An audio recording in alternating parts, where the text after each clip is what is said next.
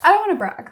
Well, okay, maybe I do just a little bit. I made $8,500 last month and I worked like 42 hours. So I'm making a lot of money doing very little work, and the work I do is work I truly, truly love. Hello, my name is Zulie Rain and I am a content creator. What that means is I create content that earns me money. That's literally it.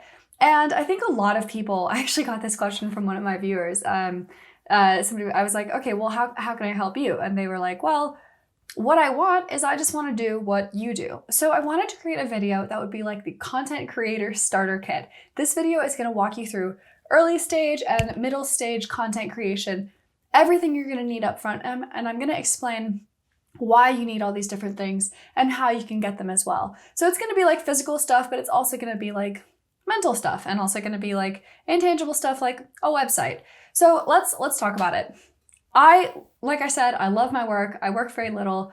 And I think the thing is, content is very valuable. A lot of people could be doing this who aren't today. So this video is addressed at helping you become a full-time content creator if that's what you want. All right, let's jump in. To start with, this is the very, very basic starter kit. There are just 5 things on this list, and this is all you really need to get started. First of all, you will need to be posting content onto 2 platforms. I recommend choosing 2 because 1 is too few. No matter where you're going to be posting content, you will be subject to an algorithm, and those kind of suck. And sometimes something you create will be really, really good, really valuable, and it won't do well because of factors that are outside your control. I recommend starting with 2 platforms because that way you have a little bit more breadth, but you're not going too far. So the reason I say 2 and not 3 is because once you're posting content onto 3 different platforms, it's going to be too hard to manage. You need to start small to be a content creator. So I started actually just with 1, and I found it very hard to do just 1, but I continued and I expanded onto 2, and I wish I'd started with 2 sooner. So my 2 are I write blog posts on Medium and I create videos on YouTube, such as the one that you are watching today. So why do I recommend 2? Other than the reasons I've just said, you might also find that you're better at one than the other. You might find you enjoy one type of content more than the other. You're also going to be able to cross-post content. So frequently I will do videos and write articles that are about the same thing, and then I mention the video in the article and the article in the video. And that way I can maximize my audience while still doing very little work. Okay, the next thing you're going to need is a personal profile. So you might be thinking, but wait, I already have a Facebook. That's not what I'm talking about. You need a place where your brand, yourself as a content creator is going to be the focus. So I would recommend having 3 things. 1, you should have a website. I say this with a sigh because they're a pain to set up. And I actually hired someone to do it for me. You don't have to spend money. You can just have a regular website like a Weebly or one of the free versions of a Squarespaces before you get started, because I spend like $150 a year on mine, and that can be a little much for you if you're just starting out as a content creator. But you will need a website, a place that is all you post your content. That's it. You will also need a LinkedIn. I hate this. LinkedIn is my nemesis. I don't understand it, and I'm kind of fearful of it. But LinkedIn is where a lot of people are hanging out. We're going to get into this later, but LinkedIn, you should be thinking of it as your resume that you post everywhere, that everyone can see and check you out and say, okay, this person has been doing content creation for this long. This is what they do. Maybe I can hire them. We'll get into that later, but it's going to be important.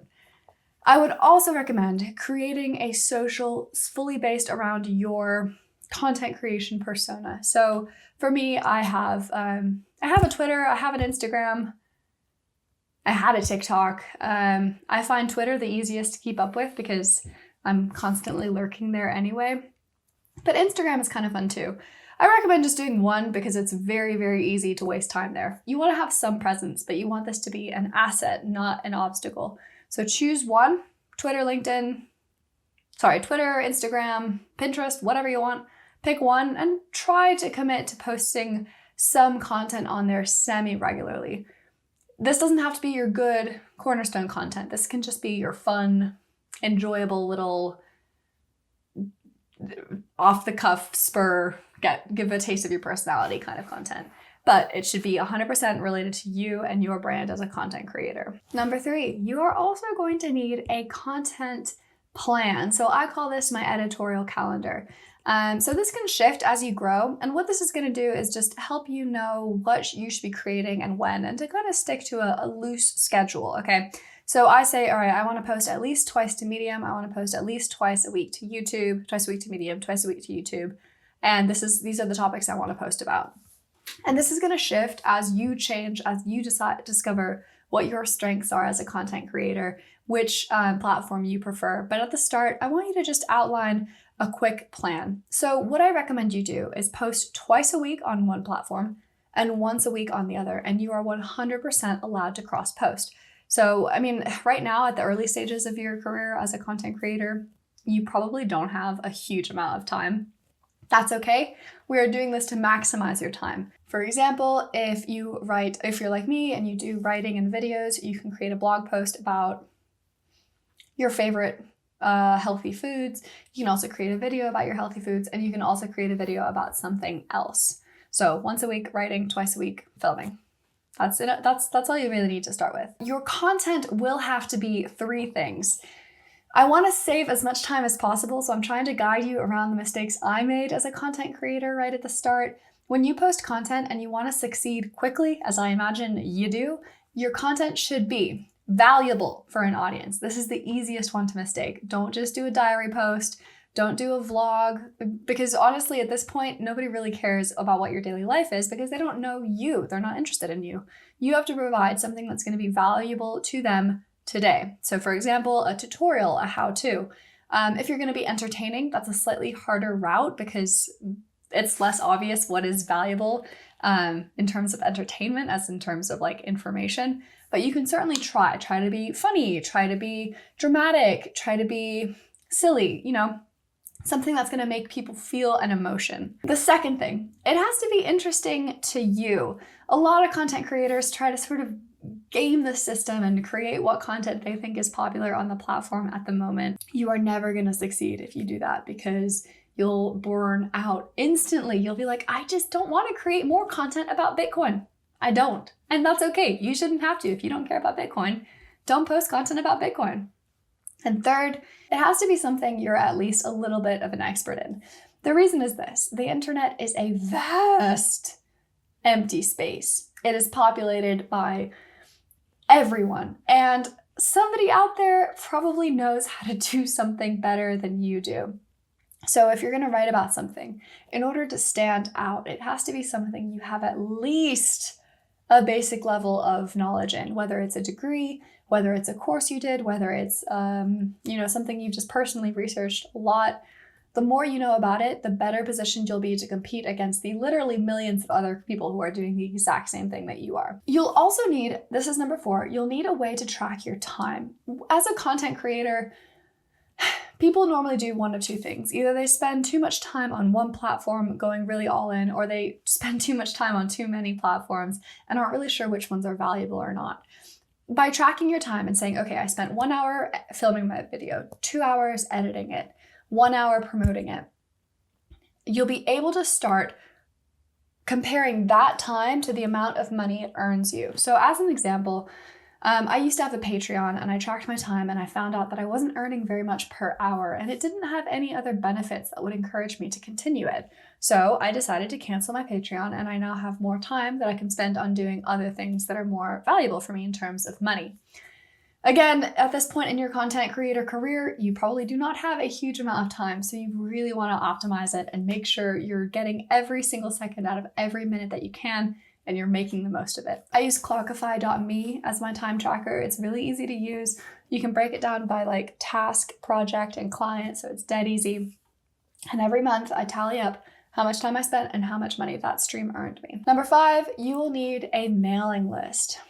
When I tell this to newbies, they're often like, I don't have anything to say. That's not true, first of all. You're a content creator. You have a lot to say and it's interesting. Number 2, you will want a mailing list at some point, and it's much better to start now than to start later. I didn't create my mailing list until after I'd had a couple of viral hits. And now I look back and I'm like, God, I probably missed out on hundreds of potential email subscribers. But it's too late. So start now. And you don't have to overthink this. It does not have to be complicated. All you have to do is say, hi, at the end of your videos, at the bottom of your blog posts, whatever kind of content you're creating, say, hi, my name is Julie, insert your name there. And I will send you once weekly email about a roundup of content I liked on the internet, or a link to all my articles to make sure you don't miss any. And then that's all you have to do. Send a link to all your articles or your videos or whatever type of content you're making once weekly. And that's how you'll get people to sign up. You probably won't have a lot of people signing up at first. That's okay. We're going to get into that later. But you should at least start building that list now, not later. All right, on to part 2. If you're noticing any slight changes in discontinuity regarding my hair, makeup, position, or clothes, I did just go and play tennis, so that might be why I look a little different. I'm coming back about 2 hours later to finish filming. Right, so we're gonna talk about the next stage in your content creator journey. At some point, maybe a month, maybe 6 months, for me, it was a year and a half, you're gonna get to a point where you feel like you have a lot more potential, like you're maybe having to start to turn work down, or you're starting to really gain critical mass, you're thinking about quitting your day job. It's hard to describe what this feeling is because it's gonna be different for everyone, but at this point you'll know, okay, I'm not a beginner creator, I'm someone who kind of knows what they're doing, so I wanna start to maybe get serious about this thing. So at that point, there are 6 additional things that you're gonna wanna do or have. The very first one is a brand.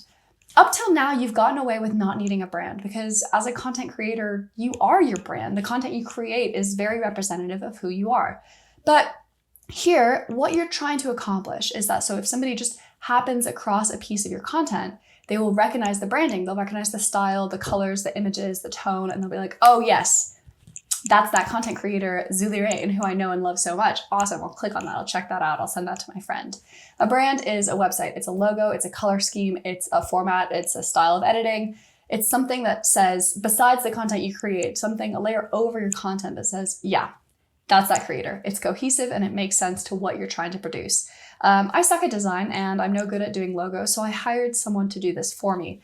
The best money I ever spent. Honestly, if you're getting to this point, and you're not a designer and you don't really know your way around websites, don't be afraid to invest in yourself. It is well worth the money spent to have a brand done for you, done properly, done well. Okay, the second thing you're gonna need, and this is a really exciting moment, you're gonna want somewhere for your fans to give you money. Earlier on in your creator career, you kind of get money by casual fans, okay? People who will watch your YouTube videos give you ad revenue. People who will read your blog posts give you more ad revenue, or if you're a Medium blogger, they'll give you their portion of the monthly membership fee. That's how Medium works. But after a while, you're gonna start to get some people who really, really love what you do, and they're gonna want to reward you for it. So you're gonna wanna come up with a couple different ways for them to give you money. Now, the crucial thing is not to overextend yourself and to always be sure that you can deliver on what you promise. So for example, you can create a course, you can write an ebook, you can set up a Patreon, you can do tiers if you're on YouTube, you can set up subscriptions if you're on Twitch. There are a lot of different methods. And try to offer a couple of different price points because you're gonna have people who, love you more than just ads, and they're gonna say, okay, yeah, I will spend, $5 to remove ads from this Twitch stream that I subscribe to. And that's great. But you're also gonna have people who are like, holy Christ, this person is amazing. I want to give them all my money. And then you should have an option for them as well, whether that's consulting or maybe a really expensive course, something like that, where you deliver value and that person gets to feel like they're supporting you and they're just getting a piece of you that not everybody else is getting. That's really worth having, okay? And you want to also start having channels of communication with those people because if they love what you do, you probably have a lot in common with them and they're probably awesome. So having those places where they can reach out and contact you and talk to you more is valuable for them, but also for you. The third thing is a home office. Yeah, for about a year and a half during my Medium journey, I was just, what was I doing? I was writing I normally did all of my writing sitting on the floor with my laptop perched on a coffee table. And then I started filming sitting on the floor with my laptop perched on a coffee table. And that was okay, all right? It worked fine. But I got to a point where people were saying, hey, this is great content, but the videos kind of suck. Or, I'd want to sit down and get focused hours in of writing. And, my husband would come home and start cooking dinner, which he was allowed to do because I was in the living room, not in any special office. So once you're getting serious, you want to start thinking about having a special space that is for you to create, that you can design the way you want, that you can have stocked with snacks and water and, any little props you might need. It's worth thinking and really, really developing this place carefully, because this is going to be hopefully where you're going to start making the majority of your income. Again, a really exciting thing. The fourth thing, you're going to want to invest in places where you can improve. So at this point, and when you're a starting content creator, you often feel like you kind of suck at everything. I know I did for sure. I was trying everything. I was everywhere. And I felt like I was bad at everything. But over time, I noticed that I had specific strengths. I noticed that I had specific likes, things that I was good at, things that I enjoyed doing and wanted to do more of. And I noticed there were things I was not so good at, and things that I couldn't just learn by doing, things that I'd have to specifically be taught to do. So I invested in a couple of crucial areas that really helped me stand out and sort of round out my edges, if that makes sense. I did a lot of research on SEO, and so now I can handle myself in SEO. And I also tried to get a lot of feedback, both on my writing and my videos, from my audience. And that I didn't invest money, but I did invest a lot of time in doing that. And that's worth it. And maybe look for, again, ways that you can get a better camera or a better microphone, or again, think of like hiring people to do stuff for you that you don't enjoy doing and you're perhaps not that good at. Another example, I don't edit my own videos anymore because I just can't give it that professional polish that I think my viewers deserve. So I've hired someone to do that for me. And I'm very happy with how that's going. As a content creator, that's something you should be looking at too. Places where you can improve your offering, because you're going to start to notice those rough patches at this point in your journey. You should also start thinking about getting diverse income streams. So as a content creator, like I said, I advised you to start with just 2, right? But at this point, you can start to branch out and get additional ones. So some of them will be the ones that I mentioned earlier, where you're giving your fans a way to give back to you, like an ebook or a course or consulting, something like that. But you're going to want something steady, something that you can count on, where even if, for example, you drop one, or YouTube goes under next month, whatever, you've still got a diverse set of income streams. And this is great for money, but it's also good for like peace of mind, because it stops you from worrying and spending time worrying over things that you can't control. So I recommend getting content creation streams that come in 3 different types. Okay, so the first one is the platforms. This is where a lot of people get their start, because all you have to do is create, and the platforms take care of the distribution for you and the payment and everything else that's complex. They do that for you, and that's amazing. But you're always going to be at their whims. You're always going to be answering to an algorithm, whether that's good or bad. And you're always going to be like, if YouTube does go down, there's nothing you can do about it. So I also recommend having a second one, clients. Now, depending on what you do, this will look different for you, but I found that most content creators I speak with are really good at one specific thing that they do. And so they get hired by other people to do that thing for them. So for example, I am a ghostwriter. I create content for blogs. I help companies strategize on their blog strategy. I do article editing. I do consultations on Medium strategy. I do a lot of stuff. So I have clients who pay me to do stuff. And then I have myself, the content that I create, that I generate. So this is like my course that I've done, my Patreon that I used to have. So things like that, where I control the distribution, the marketing, the sales, but it's content that I've created myself for myself, not for somebody else like I would for a client. So I would recommend trying to get at least one of each, at least one per month of each, just to have that wider stream that's going to help you sort of find out what you enjoy doing and have a diversity of work to do every month that's going to pay you well as well. So that's a bonus. And number 6, and people hate to hear this, but you should have a more complex mailing list. So at this point, hopefully you have a basic mailing list set up for you. You have something that you can, a list of people that you can email your content to on a regular basis. And hopefully you've started developing a dialogue with these people where, some of them will email you back and you'll email them back, and it's more of a conversation. You don't feel like you're just shouting to the void. But now you should at least begin thinking about getting more complicated. So, for example, the way you start to get people, the way you get people to sign up to your mailing list, you can start just by saying, hey, sign up here if you want to hear more from me. And that's great. You'll collect some signups that way. But if you really want to get people to sign up, you have to show the value up front. You have to give them a taste of what they're going to get from the whole newsletter. So in my case, I deliver a lot of value on freelancing and writing on Medium and content creation. So when I ask people to sign up to my mailing list, I say, sign up, you'll get my weekly newsletter, but you'll also get my 5-day Medium starter kit email series. Win-win. So they sign up. And when I enacted that mailing list change, I started seeing a lot more signups because people had a reason to give me that email address, and it's worth doing. You should also be still sending links to your content, but try to provide a little bit more context around it. Try to develop more of a dialogue, more of a voice, more of a person. I really think email lists are one of the few areas that every minute you spend on an email, it's going to be a minute well spent, because that's a conversation, a direct conversation that you are having with someone who follows you and your content. And it's worth developing those relationships with your readers or your viewers or your, I don't know what a Twitch audience is called. A Twitcher? No, that's not right. You know, the Twitch people who love what you do when you live stream. Everyone has a slightly different strategy of doing this. So what I recommend you do is check out a bunch of content creators that you love and see how they do it. Feel free to see how their strategies work, to see what copy is particularly convincing to you. And yeah, anytime, my friend Sinem has a great suggestion. Anytime you see something like that you like, put it in a Google Doc called like copy swipe file or something like that. And then you can always rework it for your own purposes. No copying, obviously, but you don't have to come up with this all from scratch. So there are a lot of people and a lot of courses who have already done the hard work. You just have to figure out what matches your brand, your tone of voice. Okay, so we've done the beginning, we've done the middle. The end stage, I can't tell you what that looks like because I think it's really unique and different for everyone. There's no like final evolution. This isn't Pokemon. I think that as we go on, the end stages just are very unique to every single creator who gets there.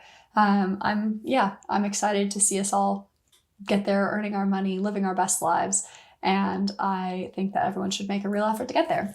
I want to end with 4 sort of bonus things to consider. And these you should consider maybe before you start your content creation journey. So the first one is a pen name. If you are shy, if you want to get vulnerable, but you're afraid of your old boss finding your content online, or you don't really want to, share your deepmost feelings with the internet under your own name, that's okay. You're allowed to do that. Zuli Rain. I have a LinkedIn, Twitter, Instagram, Facebook, YouTube, Medium. Zuli Rain is a pen name. I made it up when I was like 10 years old and I knew that I wanted to write for a living. I made it up. It is a pen name and it helps me be a lot more honest and vulnerable because I'm not afraid of, somebody I know seeing my article and being like, oh, she did that embarrassing thing, whatever. That's me. That's my personal problem, but maybe you have that problem as well. So if you're worried about that, think about that before you start your content creation journey. Because the worst thing is, God forbid, or actually this would be pretty great, if you go viral really early on and then your sort of audience already starts to know you under your existing name rather than your pen name. I love a pen name because it really helps me sort of differentiate my life between work and life. I work 100% under Zuli Rain and I live 100% under my own name. And that's what works for me. The other thing you should consider, taxes. I know. What helps me is to have a spreadsheet that I use where I track my income and my expenses for literally everything. I do it every single week. It takes me 10 or 15 minutes every week, but I do it religiously. And that helps me when it comes to tax season. I have my dad. My dad's assistant does all my taxes for me because he's an accountant.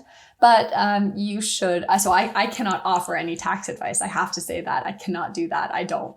But think about taxes. Maybe talk to an accountant and see what's what. The third thing, your job.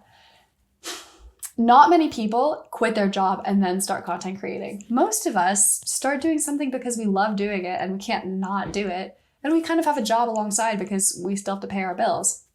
But at some point, you're going to start feeling like, maybe I could make a real go of this. Maybe my job is holding me back. And what I see too many people do is say, no, it's not worth the risk.